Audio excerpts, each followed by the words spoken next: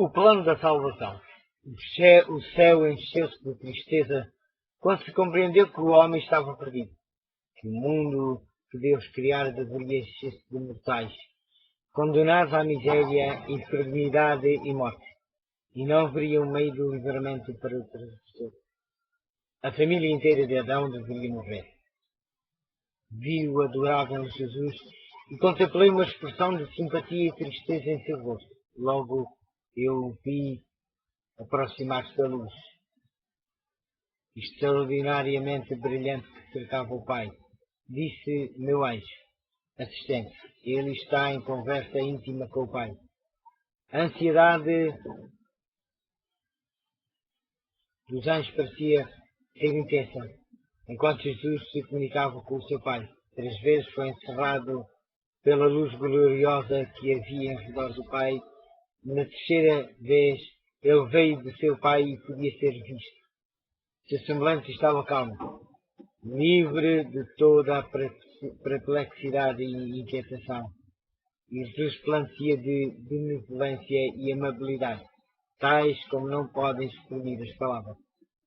Fez então saber ao exército angelical que o meio do livramento fora estabelecido para o homem perdido. Disseram-lhes que estivera a pleitar com seu Pai e oferecera-se para dar sua vida como resgate e tomar sobre si a sentença de morte, a fim de que por meio dele o homem pudesse encontrar perdão, que pelos méritos do seu sangue e a obediência à lei divina ele poderia ter o favor de Deus e ser trazido para o belo jardim e comer do fruto da árvore da vida. A princípio os anjos não puderam regozijar-se, pois seu comandante nada escondeu deles, mas desvendou-lhes o plano da salvação. Jesus lhes disse que ficaria entre a ira de seu pai e o homem culpado, que ele enfrentaria a iniquidade e o escárnio, e que poucos apenas o receberiam como o Filho de Deus, quase todos o odiariam e rejeitariam. Ele deixaria toda a sua glória no céu, apareceria na terra como homem, humilhar-se-ia como homem, viveria como homem, familiar-se pela sua própria experiência com as várias tentações com que o homem seria assediado, a fim de que pudesse saber como socorrer os que fossem tentados. Finalmente, depois de cumprir a sua missão como ensinador, se entregue nas mãos dos homens e suportaria quantas crueldades e sofrimentos Satanás e seus anjos pudessem inspirar ímpios homens a infligir. Ele morreria a mais cruel das mortes, suspenso entre o céu e a terra, como um pecador criminoso. Sofreria terríveis horas de angústia, as quais nem mesmo os anjos poderiam contemplar, mas esconderiam seu rosto dessa cena. Ele suportaria não apenas a agonia física, mas também mental, com que o sofrimento físico de nenhum modo se poderia comparar. O peso dos pecados do mundo inteiro estaria sobre ele. Disse-lhes que morreria e ressuscitaria no terceiro dia e ascenderia a seu Pai para interceder pelo homem perdido e culposo. Os anjos prostraram-se diante dele e ofereceram suas vidas.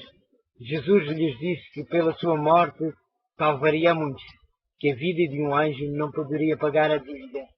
Sua vida unicamente poderia ser aceita por seu Pai como resgate pelo homem. Jesus também lhes disse que teriam uma parte a desempenhar, estar com ele e fortalecê-lo em várias ocasiões, que ele tomaria a natureza decaída do homem, e sua força não seria nem mesmo igual a deles. E seriam testemunhas de sua humilhação e grandes sofrimentos, e ao testemunharem seus sofrimentos e o ódio dos homens para com ele, agitar-se-ia pelas mais profundas emoções, e pelo seu amor para com ele, desejariam livrá-lo, libertá-lo de seus assassinos, mas que não deveriam intervir para impedir qualquer coisa que vissem e que desempenhariam uma parte em sua ressurreição, que o plano da salvação estava ideado e seu Pai aceitara esse plano.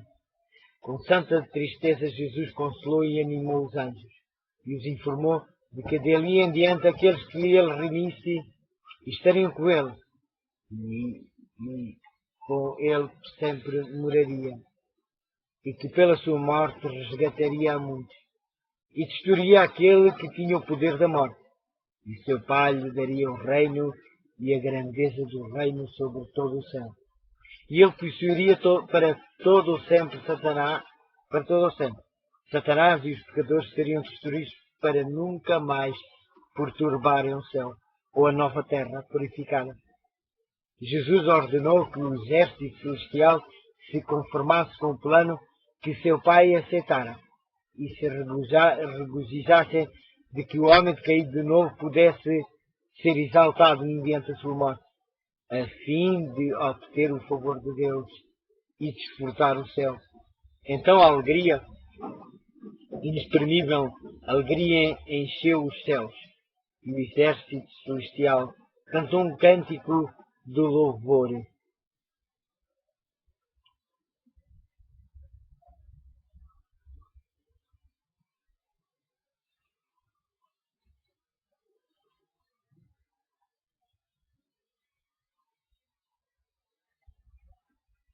A transgressão era tão grande que a vida de um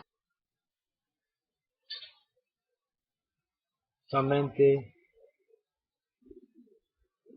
mas foi aos anjos designada a obra de subirem e descerem com bálsamo, fortalecedor trazido da glória, a fim de mitigar ao Filho do Homem os seus sofrimentos, e ministrar-lhe seria também sua obra proteger e guardar os súbditos da graça contra os anjos maus e contra as trevas. Meus caros amigos, a história da redenção este é um livro do Espírito de Profecia, de Ellen White, em que fala que o plano da redenção foi planeado antes deste mundo ser criado. Por isso, confiemos em Deus e em Jesus, que se ofereceu para vir morrer por nós. Que Deus nos guarde e nos abençoe em mais um dia de vida. É tudo o que peço para mim e para cada um de nós. E obrigado pela vossa companhia. Em nome de Jesus. Amém.